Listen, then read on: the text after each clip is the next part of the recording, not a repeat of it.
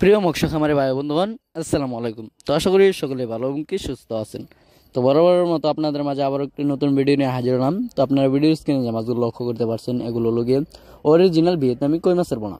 তো আপনারা যারা 2025 সালের অরিজিনাল ভিয়েতনামি কই মাছের পোনাগুলো খুঁজছেন এবং কি চাষের প্রতি আগ্রহী আছেন, ভালো উন্নত মানের মাছের পোনাগুলো খুঁজে পাচ্ছেন না, তারা আমাদের সাথে যোগাযোগ করতে পারেন। আমাদের কাছে রয়েছে 2025 সালের যে সম্পূর্ণ মাছগুলো নতুন উৎপাদিত হয়েছে, রুই, কাতল, অরিজিনাল সিলভার ক্রাব, ব্রিকেট সহ কাপ জাতীয় মাছের পোনা।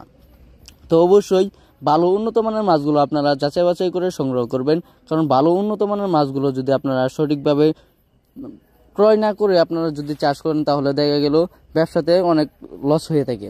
তো ভালো উন্নত মানের মাছগুলো চাষ করে আপনারা মাছগুলোকে দ্রুত বৃদ্ধি পাইবে এবং কি দ্রুত বাজারজাত করতে পারবেন। তার ফলে দেখা গেল আপনাদের ব্যবসাতে লাভবান হতে পারলেন।